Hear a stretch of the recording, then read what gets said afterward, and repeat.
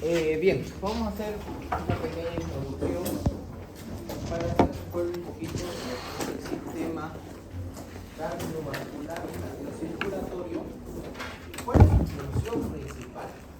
La función principal que tiene el sistema cardiovascular es llevar sangre. ¿Y qué más? Empuja también a la linfa hacia los tejidos y desde los tejidos hacia el...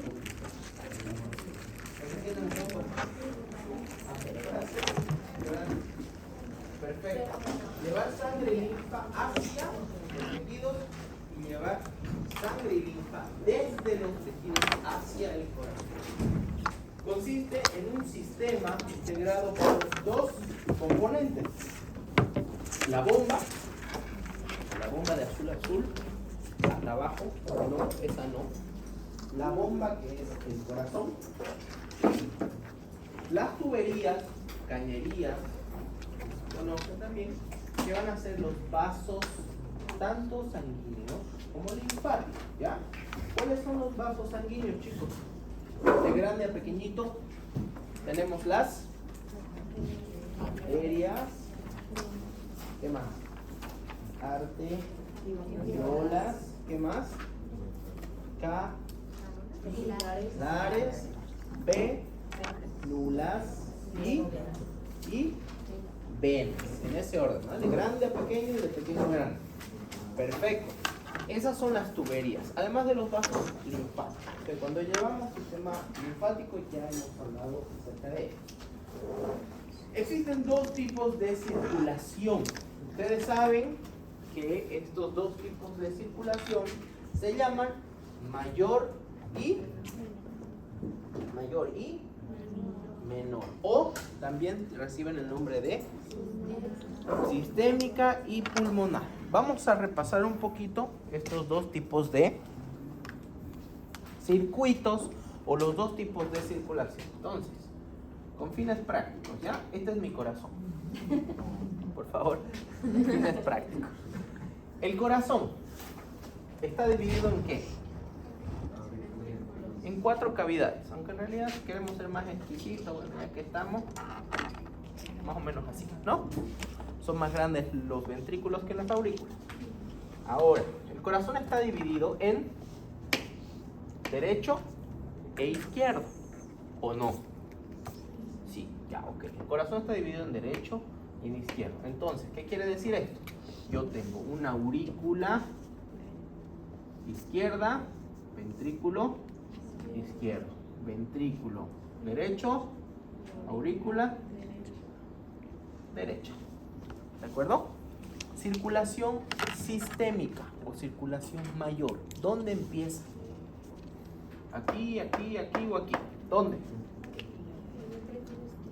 En el ventrículo izquierdo. Del ventrículo izquierdo sale la aorta y se distribuye, ¿ya? Hacia arriba, hacia abajo. Esta circulación, aunque debería haberlo hecho con rojo, pero ya no importa, va a volver al corazón. ¿A dónde vuelve? ¿Aquí? ¿A dónde? ¿Seguros? ¿Seguros que vuelve a la aurícula derecha? ¿Están seguros que vuelve a la aurícula derecha? ¿No están seguros? John dice que sí. ¿Quiénes dicen que vuelve a la aurícula derecha? Levanten la mano con convicción. Sí. Vuelve a la aurícula derecha a través de la vena cava. ¿Ya? Perfecto. Vuelve a la aurícula derecha. No duden. No duden eso. Sale del ventrículo, aunque aquí parece que está saliendo la aurícula, pero bueno, sale del ventrículo y vuelve hacia la aurícula derecha. Esta es la circulación sistémica o mayor. La circulación menor, o también conocida como circulación pulmonar, facilito, ¿no? ¿De dónde va a salir? Del ventrículo derecho. Ya sale por atrás, ¿no? Pero ya no importa. Del ventrículo derecho, ¿hacia dónde?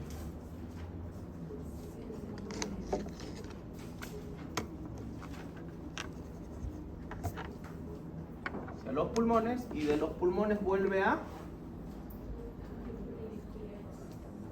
la aurícula izquierda. Entonces tengo la circulación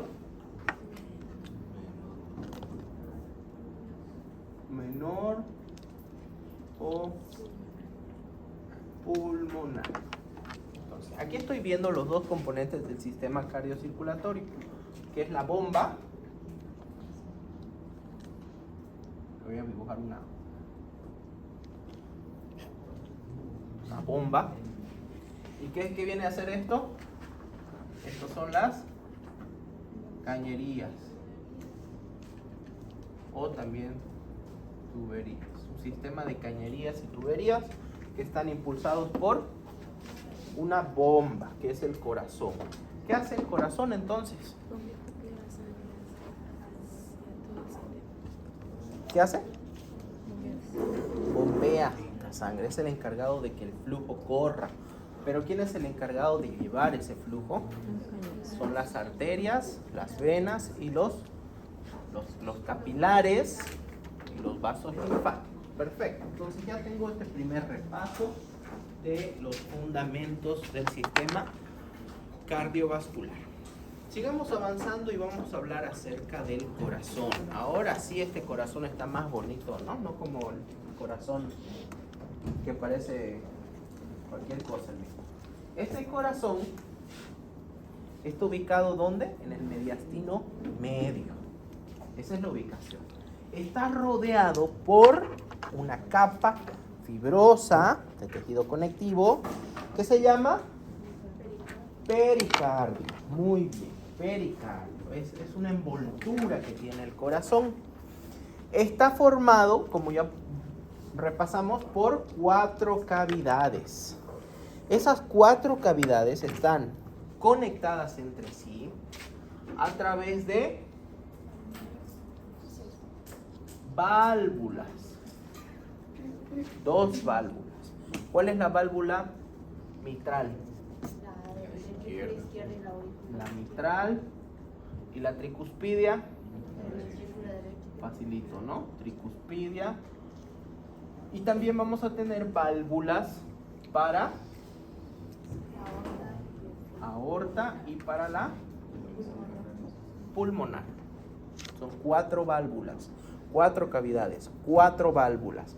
Vamos a tener 2 tabiques, o en realidad es un tabique que divide el corazón en derecho y izquierdo, pero estos 2 segmentos se llaman tabique aurículo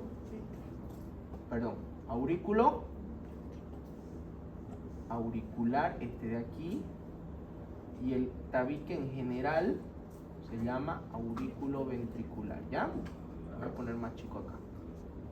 Esto es un tejido fibroso también, tejido conectivo, que se encarga de la separación de las cavidades del corazón. Aquí podemos ver nosotros nuestro corazoncito y aquí está el tabique, miren, este tabique que divide el corazón, ¿sí? Eso va a ser el tabique auriculoventricular, formado por tejido conectivo. ¿Qué más nos dice acá? El corazón, ya dijimos, está dividido en derecha e izquierda y está en su mayor composición formado por tejido muscular, pero es el tejido muscular cardíaco. Por lo tanto, son células musculares especializadas, modificadas, que tienen las características que ya habíamos aprendido, que son los núcleos centralizados, redondeaditos. Vamos a tener discos intercalares entre cada fibra celular, entre cada célula y célula, ¿no? Entonces, esa es una de las características del tejido o del corazón en realidad. El corazón es un órgano, ¿verdad? ¿O es un tejido? El corazón es un órgano. ¿Y cuál es la definición de órgano? Tejido. Es un conjunto de tejidos. Entonces, veamos. ¿Cumple con el requisito? ¿Tenemos tejido muscular? Sí, en su gran mayoría. ¿Tenemos tejido conectivo? Sí. ¿Tejido epitelial habrá? Sí. ¿Habrá tejido epitelial? ¿Sí? ¿Dónde? Revestimiento, por dentro. ¿Cómo se va a llamar ese tejido epitelial? Recibe el mismo nombre que el tejido epitelial que reviste a las cañerías. Endotelio. ¿Ya? Endotelio, ese es el nombre que va a recibir este tipo de epitelio. Perfecto, entonces cumple con los requisitos. Además de el sistema de conducción, que puede ser mira lo que llega a inervar el corazón, que es tejido nervioso. ¿Cumplimos con el requisito? Sí. Todos estos tejidos cumplen la función de bombear sangre. Entonces, ¿cuál es la definición de órgano? Conjunto de tejidos que cumplen una función común. ¿Verdad? Entonces, aquí está. Estamos cumpliendo con esa característica. Voy a apagar la luz, ¿ya?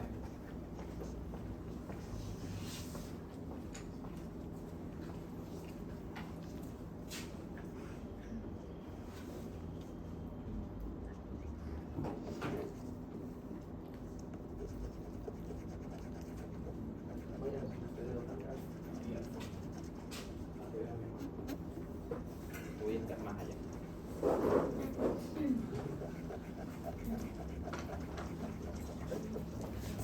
Bien, sigamos entonces. Hablemos acerca de las paredes del corazón. Hemos visto un poquito más de estructura grande, que se ve así. Ahora quiero ver la composición de las paredes. Dijimos que el corazón está envuelto por algo que se llama pericardio.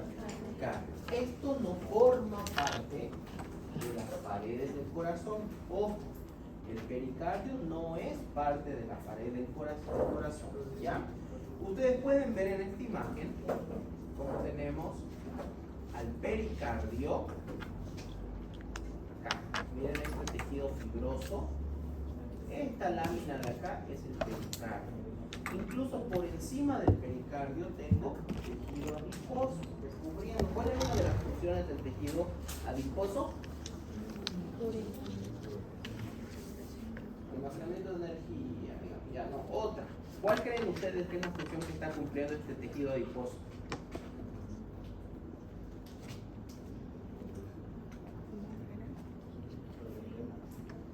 Protección. Ya, otra palabra. Otra palabra. Tejido adiposo. Es protección, pero ¿qué tipo de protección le da? Ya, mantenimiento de termorregulación, otra. ¿Qué hacía el tejido adiposo? Amortiguación. Esa es la principal función que cumple este tejido adiposo en la parte más externa de nuestro corazón, por encima del pericardio. Amortiguación. Pero pasa lo siguiente. Cuando las personas empiezan a entrar en un síndrome metabólico, hay un exceso de producción de triglicéridos, colesterol, y esta grasita tiene que empezar a almacenarse. Se almacena en los órganos, en las vísceras, es grasa visceral. ¿Qué va a pasar con esta grasita? Empieza a acumularse en mayor cantidad alrededor de este corazón. Y esa función que era de amortiguación ahora empieza a generar presión. Es opresión ahora lo que le hace, ¿no? ¿Y qué va a pasar con su corazón? El corazón no tiene la capacidad de distender completamente, lo que me puede llevar a una insuficiencia cardíaca. ¿Ya? Esa es una de las correlaciones clínicas que quiero que aprendan en cuanto a esta capa de tejido adiposo que reviste por fuera del pericardio. ¿Ya? Entonces entremos de lleno a cuáles son las paredes del corazón. De fuera hacia adentro vamos a ir viéndolas, ¿ya? Tenemos al epicardio. epicardio. Epi, siempre que ustedes escuchen epi, es fuera. ¿Ya? Epi. Este epicardio está formado por, también recibe el nombre de capa visceral del pericardio seroso. Públicala. ¿Cómo es? Capa visceral del pericardio seroso. Ya. El pericardio tiene dos capas. Acuérdense, siempre este tipo de revestimientos está formado por una... No,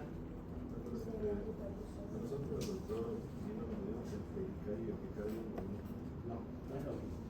¿Por qué no es lo mismo? Yo les voy a decir por qué no es lo mismo. Tal vez en los libros de anatomía sí, porque lo ves macroscópicamente. Pero, histológicamente hablando, si ustedes pueden ver acá, voy a hacer un agrandamiento de esta partecita.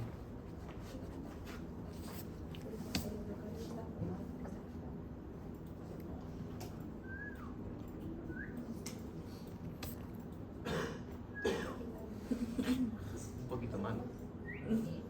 Ahí, para que vean los nombres. Ya. Ahí. Ya. Si ustedes pueden ver, tengo mi tejido adiposo aquí, ¿no? Este tejido adiposo, y acá veo una lámina. Esta lámina es el pericardio, pero también es considerado como ¿qué? Como la hoja parietal de la serosa pericárdica. ¿Qué quiere decir esto? Que el pericardio tiene dos capas, una parietal y una visceral. La visceral es la que está en contacto con la víscera, con el órgano, y la parietal es la que está siempre más externa. El peritoneo tiene una capa visceral y una parietal. ¿Ya llevaron peritoneo? ¿Llevaron pleura? ¿La pleura tiene una capa parietal y una capa visceral? Sí, ¿verdad? ¿Por qué hay esto de la capa parietal y visceral? Entre medio de esto tiene que haber una cantidad determinada de líquido. ¿Para qué? Para generar fricción.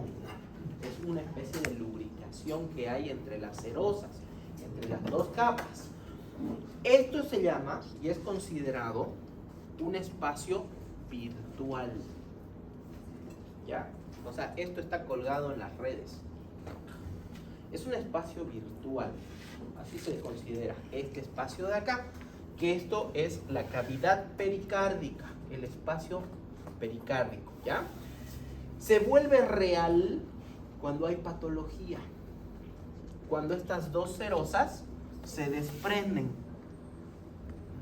¿ya? Cuando estas dos serosas que estaban bien pegaditas, no se olviden que esto es un corte, prácticamente lo estoy viendo histológico, o sea, son muy pegadas, suficiente líquido para que solamente no haya fricción, simple lubrique.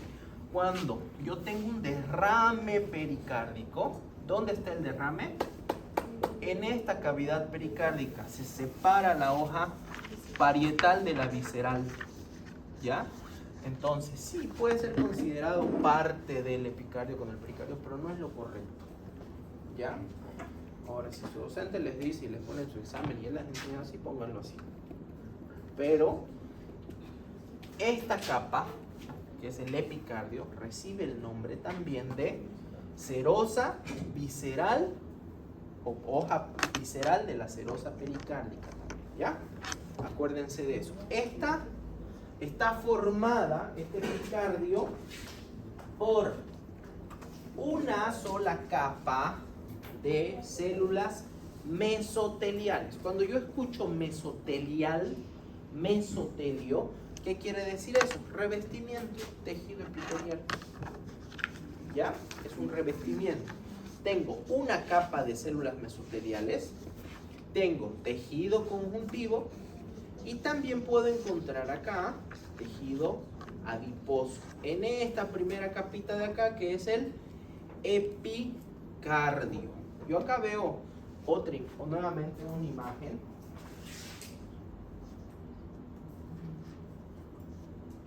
Miren, tengo esta de acá, ¿qué será? ¿Qué es todo esto? Esta primera. Esta más blanquita. pericardio. ¿Ya? El pericardio. Miren esta lámina aquí bien finita, blanca. ¿Qué será esto? Epicardio. Y entre el epicardio y el pericardio, la cavidad pericárdica es donde se van a ocurrir los derrames pericárdicos.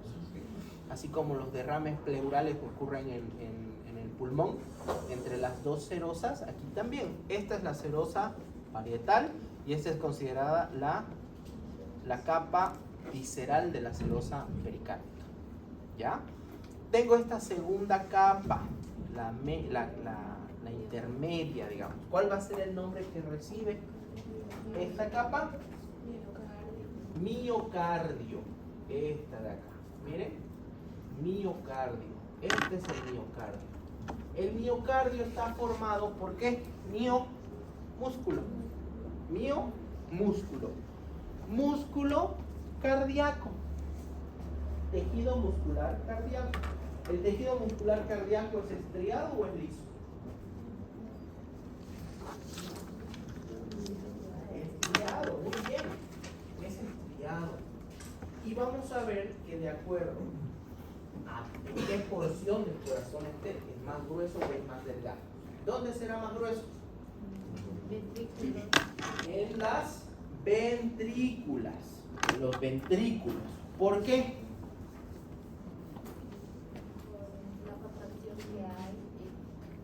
Porque los ventrículos son los encargados de la mayor parte de la contracción. Ya, aurícula interviene en el llenado, ventrículo en el vaciado. Entonces, el músculo que más se ejercita es el ventrículo. Por eso los ventrículos tienen una pared miocárdica mucho más gruesa, más desarrollada.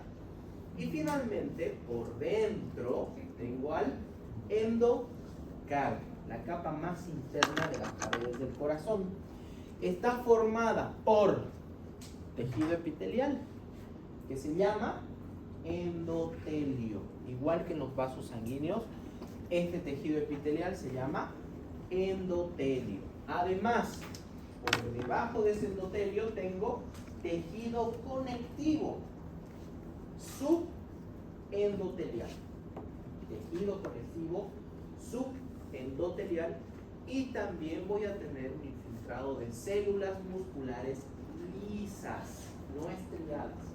Células musculares lisas, ¿ya? En esta pequeña capita que es el endocardio, que miren, es mínimo, incluso es más delgadito que el epicardio.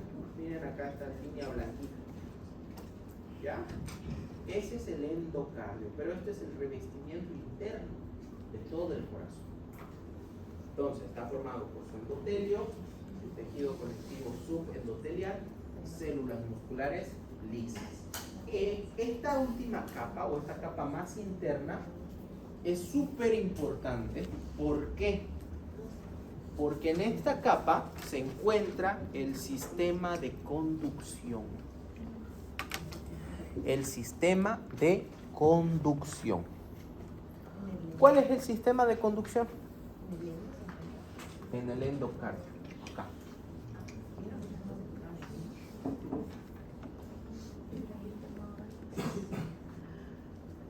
Ahorita vamos a ver las células. También recibe ese nombre, cardiomentor o sistema de conducción cardíaca. El corazón en sí tiene dos tipos de células, ¿ya? Las células musculares son de dos tipos. Tengo las células las que son propiamente contráctiles y tengo las células que son las llamadas nodales, así como Cristian Nodal. Sí, las nodales. ¿Cuál es la diferencia entre una y la otra? Las células de contracción son las que hacen el trabajo pesado, son las que tienen la fuerza bruta. Las células nodales son las que tienen la automaticidad del corazón, es decir, las que tienen la capacidad de generar un impulso sin necesidad de el sistema nervioso. ¿Ya? Entonces tienen la capacidad de autoexcitarse. ¿Ya? Esa es la diferencia. Ahora, si ustedes quieren que les profundice cómo funciona fisiológicamente las dos células, lo podemos hacer en la práctica. Pero no entra como parte de nuestro programa que yo les enseño a nivel de neurotransmisores y cómo funciona el ciclo cardíaco, despolarización y demás. Ya eso es de fisiología. Si quieren aprenderlo, se los enseño en la práctica, no hay ningún problema y me encantaría enseñarles. ¿Ya? Bien, seguimos.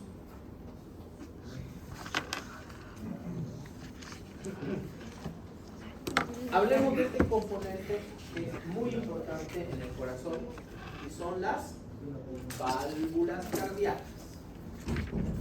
En esta parte de la derecha tengo dos imágenes.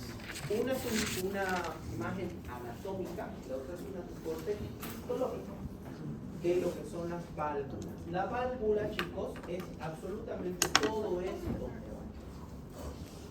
Todo esto. No solamente esta lámina de acá. Mucha gente confunde que la válvula solamente es esta lámina, cuando en realidad la válvula completa es absolutamente toda esta estructura de acá. ¿Y por qué la confunden? Porque solamente cuando yo me refiero a esta parte de aquí, me refiero a la valva, ¿ya? Solamente esta parte, esta porción de acá, anatómica, es considerada la valva. Cuando yo hablo de válvula, estoy incluyendo toda esta estructura, ¿ya? Entonces, vamos a revisar cuáles son las capas que tienen las válvulas. Tengo un corte histológico. Vamos a ver de dos posiciones. Una que es el lado auricular. ¿Cuál va a ser el lado auricular? La parte superior. Y el lado ventricular va a ser la parte inferior. ¿De acuerdo? Miren, acá está el corazón, músculo cardíaco, y hacia arriba, aurícula. Hacia abajo, ventrículo. Hacia abajo, ventrículo. Vamos a ver entonces de ventrículo hasta aurícula. Empecemos con la porción fibrosa de la válvula. ¿Cuál es la porción fibrosa? Miren, es toda esta que estoy remarcando. Toda esta parte remarcada. Y que tienen incluso aquí ustedes unas líneas que separan, ¿ya? Unas lineecitas que separan aquí. ¿Se ve, no ve la diferencia de tejido acá? Sí. Se nota dónde empieza un nuevo tejido, ¿vale? Miren, esta porción fibrosa está formada por tejido conectivo, denso y regular. Vamos a contener en este tejido conectivo fibras de colágeno. ¿Qué tipo de colágeno tengo aquí? Colágeno tipo 1 y colágeno tipo 3. Colágeno tipo 1 y colágeno tipo 3. Además, vamos a tener una buena cantidad de fibras elásticas. Fibras elásticas. ¿Por qué necesito fibras elásticas? Que están formadas por una proteína importante que es la elastina. Porque estas válvulas tienen que tener elasticidad. Justamente, igual que en otros tipos de tejidos conectivos, a medida que vamos envejeciendo, vamos perdiendo elasticidad, ¿verdad? Entonces, las personas mayores, la edad es un factor de riesgo para empezar a sufrir alteraciones en la motilidad de las válvulas. Por ejemplo, una estenosis valvular, que se vuelve rígidas, ¿ya? Y eso puede generar de que también lleguemos a una insuficiencia cardíaca. Depende de qué válvula es la afectada, puede ser una insuficiencia cardíaca congestiva, que afecte también a nivel de los pulmones, con un edema de pulmón, etcétera, etcétera. ¿No? Entonces todo eso va a llevar más general. Bien, seguimos viendo. ¿Qué más tengo acá? Tengo un revestimiento. Obviamente, tiene que tener un revestimiento, ¿no ves? Si está formando parte de una cavidad, tiene que tener un revestimiento. Ese revestimiento, al igual que en el corazón, es endotelial. Revestimiento endotelial. Las válvulas auriculoventriculares tienen una prolongación de tejido también conectivo que se llaman cuerdas tendinosas. Miren estas prolongaciones que vemos acá de la misma valva, las prolongaciones que salen. ¿Hacia dónde van esas prolongaciones? Hacia el músculo cardíaco, específicamente a un pequeño músculo que tenemos en la pared del corazón que se llama músculo papilar. La contracción de ese músculo papilar, ¿qué es lo que va a generar? Que estas cuerdas tendinosas generen tensión y hagan un abierto y cerrado de las válvulas, junto con la contracción del corazón, porque todo este tejido muscular se está contrayendo, ¿verdad? Y este tejido, este músculo papilar igual se va a contraer. ¿Qué es lo que va a generar? Que esta válvula se abra o se cierre. Se abra o se cierre. ¿De acuerdo? Entonces esa es la importancia de estas cuerdas tendinosas. Van a ser las que le van a dar la funcionalidad a la válvula. Si yo no tuviera cuerdas tendinosas, ¿qué hace la válvula solita? Nada, es una estructura sin movimiento prácticamente. Que no va a servir absolutamente para nada. Entonces yo necesito anclar y transmitir la energía de la contracción a la válvula a través de esas cuerdas tendinosas y obviamente del músculo papilar. ¿Estamos de acuerdo? Bien. La porción esponjosa de la válvula, que es esta porción media entre la porción fibrosa y la porción auricular. Esta porción esponjosa está formada por tejido conectivo laxo. Acá teníamos tejido conectivo denso. Acá tenemos tejido conectivo laxo. ¿Okay? Hay una gran cantidad de proteoglucanos y también de glucoaminoglucanos, que tienen estas proteínas la función de generar amortiguación. No se olviden que estas válvulas están en constante contacto ¿con qué? Con la turbulencia de la sangre. La sangre viene y golpea. Entonces necesito este tejido esponjoso. ¿Para qué? Para que la válvula pueda también acomodarse y recibir el impacto y que no haya una modificación sobre sus capas. ¿Ya? Entonces me sirve como amortiguación, le otorga mayor flexibilidad a la válvula y también le va a dar plasticidad. ¿A qué?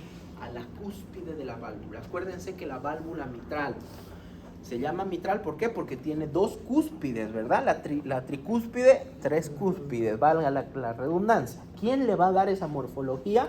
Se lo da la capa esponjosa de la válvula a nivel histológico, ¿ya? Hablando. Veamos entonces el lado tanto auricular como también podría ser ventricular, si estamos hablando de una válvula, por ejemplo, pulmonar o una válvula aórtica, ¿ya? Es esta parte, esta porcioncita de acá, la que recibe, digamos, el primer impacto. Esto está formado por tejido conectivo denso que contiene un gran número de fibras y laminillas elásticas. Al estar en contacto con una cavidad, con luz, necesita estar revestida. ¿Quién lo va a revestir? El endotelio. El endotelio reviste absolutamente todo el sistema cardiovascular. ¿Ya? Siempre veamos revestimiento endotelio. Fácil. ¿Qué más? Ese revestimiento endotelial y esa cantidad grande de fibras y laminillas elásticas, ¿qué va a hacer? Favorece el movimiento de la válvula, favorece la extensión y también el retroceso. No se olviden que esta válvula tiene que, cuando hace contracción la musculatura, tiene que abrir, pero tiene que tener la capacidad de que en relajación la válvula se vuelve a cerrar. ¿Ya? Entonces ese retroceso se lo dan esta gran cantidad de fibras y laminillas elásticas que tiene la válvula en esta capa. ¿Ok? Bien.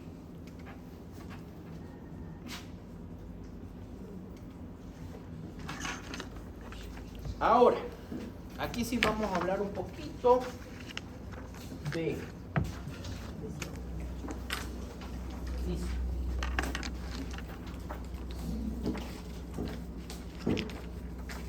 ¿Qué habré hecho mis marcadores?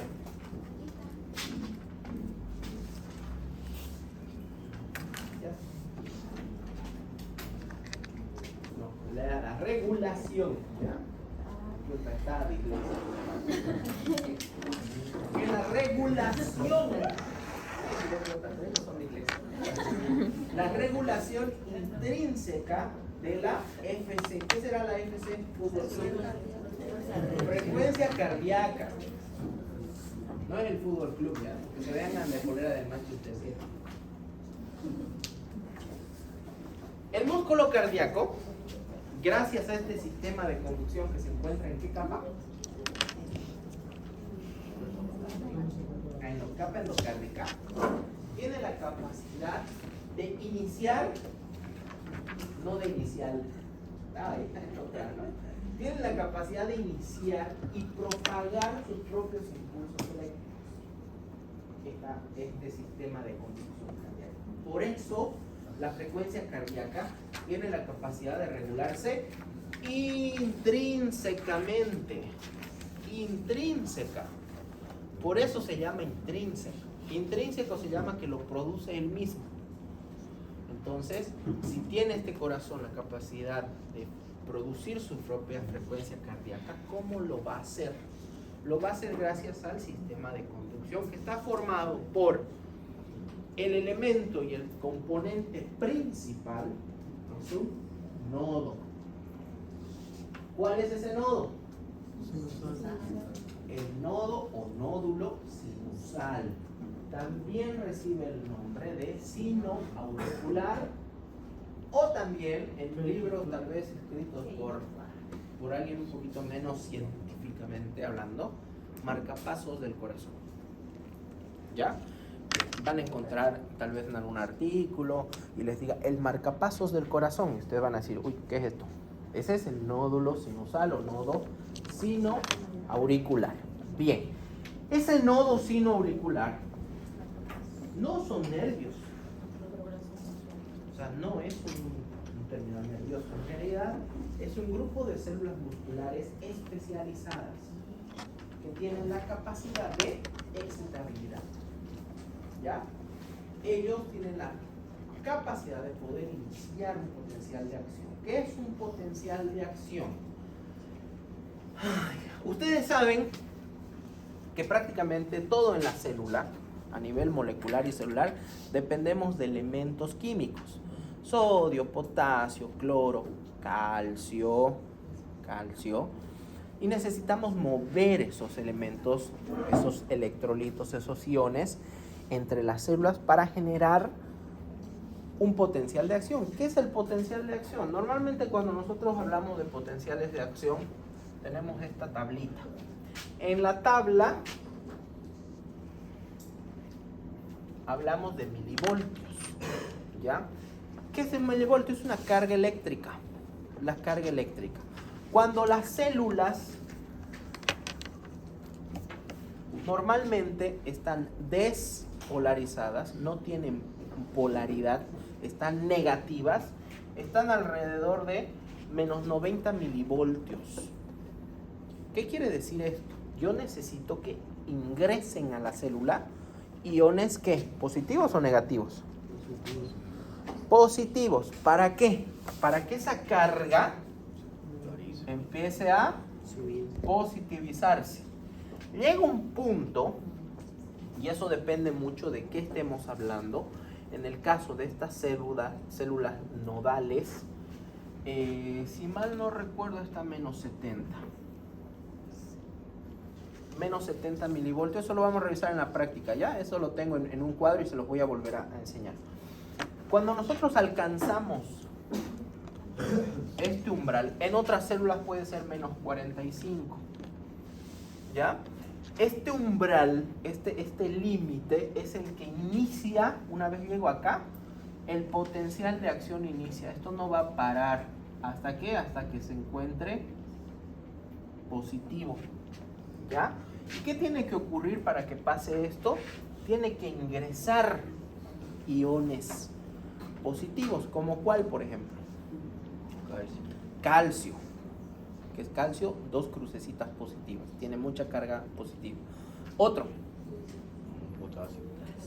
Magnesio. Potasio. Sodio. Ahora, dentro de la célula, el principal ion es el ion potasio. ¿Ya?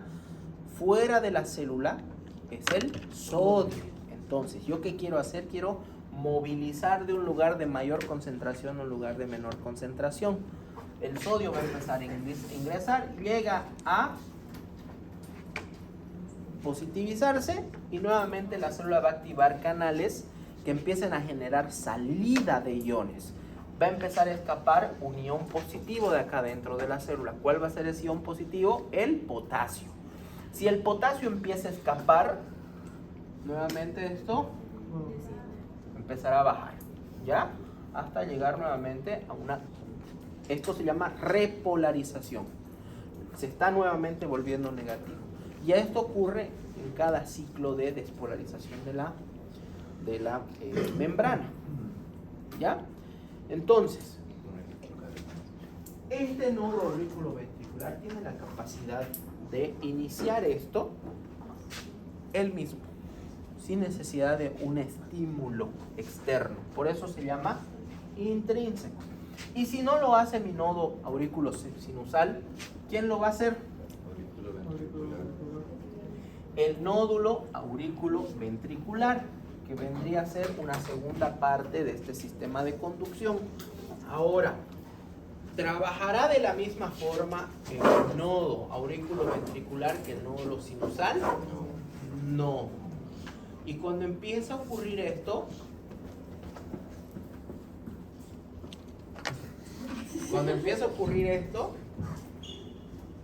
cuando ingrese, está aquí por el medio, le vamos a aplaudir ya. Cuando ocurre esto, ¿qué es lo que va a pasar? Empiezan a ocurrir las arritmias cardíacas. Empieza a haber un error en este sistema de conducción porque el que generaba, el que comandaba, ya no está funcionando.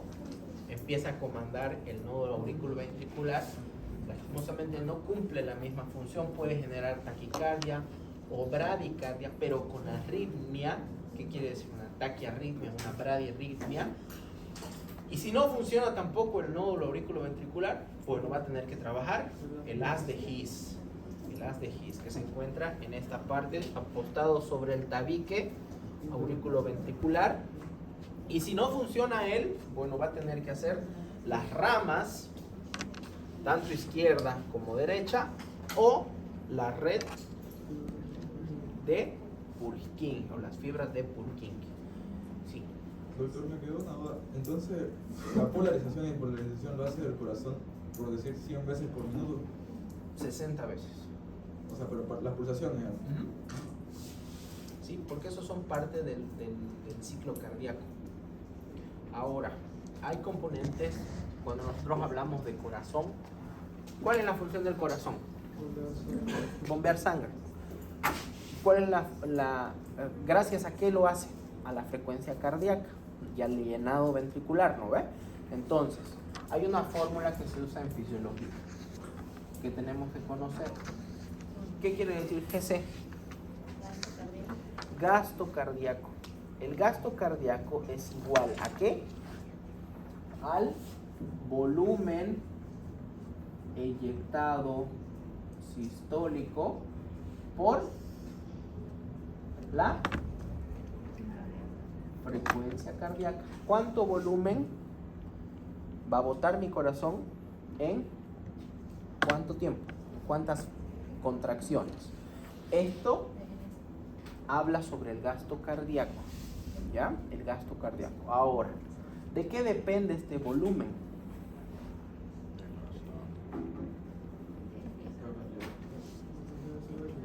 Del llenado ya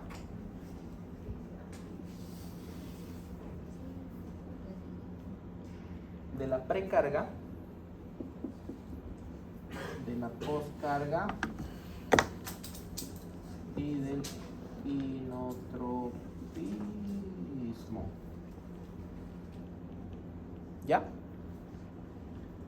¿Sí o no? ¿Puede ser? ¿No? De eso depende el volumen inyectado, de cuánto va a salir, cuánto va a quedar después de la salida y con qué fuerza lo va a hacer. El inotropismo es justamente la fuerza de contracción, ¿ya? Esto más la frecuencia cardíaca, que es lo que me va a dar el sistema de conducción. Esto es importante, cuando lleguen a fisiología lo van a entender bien, ¿ya? Yo les estoy dando algunas pautas para que no estén perdidos en la nebulosa. Entonces, estas células nodales son de mucho menor tamaño que las células contráctiles, ¿ya? Son de menos tamaño que las células contráctiles. Tienen menos cantidad de miofibrillas y carecen de discos intercalares, ¿ya?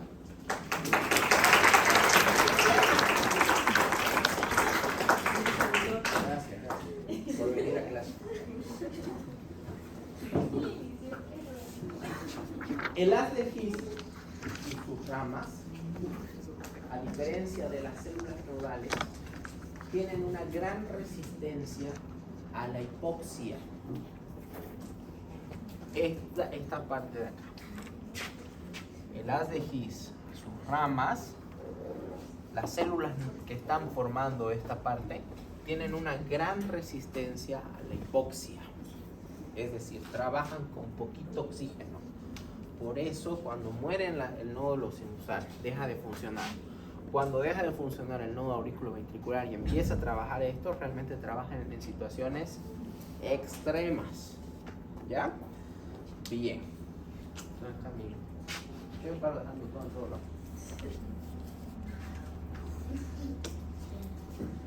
Hemos hablado de la regulación intrínseca. Ahora hablemos de la regulación extrínseca o sistémica de la frecuencia cardíaca. No quiere decir de que ellas, como ellas pueden excitarse solas, no quiere decir de que siempre lo van a hacer. Intervienen muchos otros componentes dentro de la regulación de la frecuencia cardíaca. Vamos a empezar viendo de que el sistema nervioso autónomo es uno de los principales gracias al nervio simpático, el sistema parasimpático y sistema simpático y parasimpático. El sistema parasimpático, el sistema nervioso autónomo, tiene origen en un nervio, el 10º par craneal. ¿Cuál es? El vago, que no hace sus tareas, que no estudia. El vago. Ese vago va a generar la liberación de un neurotransmisor. ¿Cuál es ese neurotransmisor? La acetilcolina, ACH.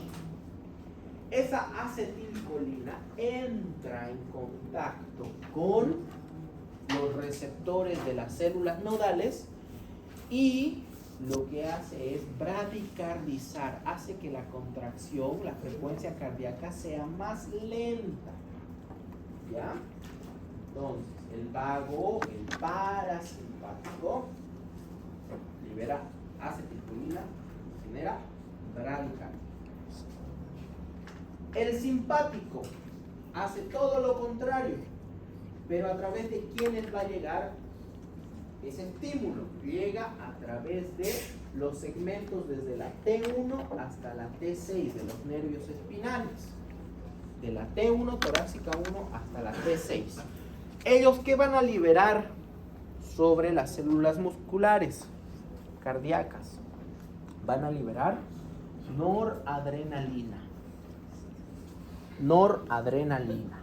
¿Y qué va a hacer la noradrenalina? Favorece más bien el aumento de la frecuencia cardíaca. Si yo te asusto así, ¿qué va a pasar? Tu sistema nervioso autónomo va a entrar en alerta, va a empezar a producir noradrenalina y te puede dar taquicardia. ¿Lo ves? Perdón. ¿Se entiende? Bien. Sistema nervioso central. El sistema nervioso central también va a interferir en la producción o en la regulación de la frecuencia cardíaca, la regulación sistémica. ¿Cómo lo hace? Existen diferentes tipos de receptores. Unos son los varoreceptores que se encuentran en el seno carotidio, que ellos de lo que se encargan de hacer es de aumentar la presión arterial. La presión arterial. Bueno, es que todo lo que es estallado aórtico, todo lo que es estallado aórtico, tiene varoreceptores. En la aurícula también tiene varoreceptores, pero los principales son los del seno carotidio. En la parte de las carótidas, ahí se encuentran los principales varoreceptores. Regulan la presión arterial. La presión arterial. Los quimiorreceptores. Quimio, ¿qué quiere decir quimio? ¿Qué quiere decir quimio? Vamos a ver elementos químicos. Entonces, ¿quiénes? Oxígeno, dióxido de carbono.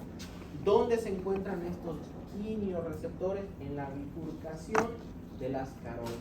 Ellos detectan los niveles de oxígeno o de CO2, lo que va a favorecer la regulación hacia positivo o hacia negativo de la frecuencia cardíaca.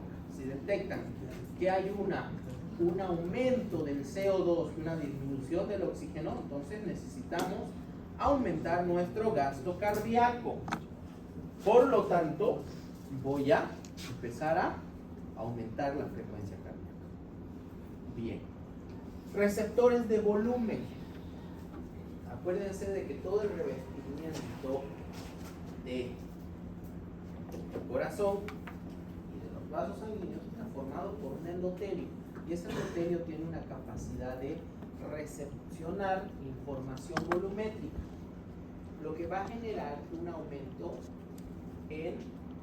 o la distensión del corazón genera un aumento de la presión venosa central y eso favorece la regulación sistémica de la frecuencia cardíaca.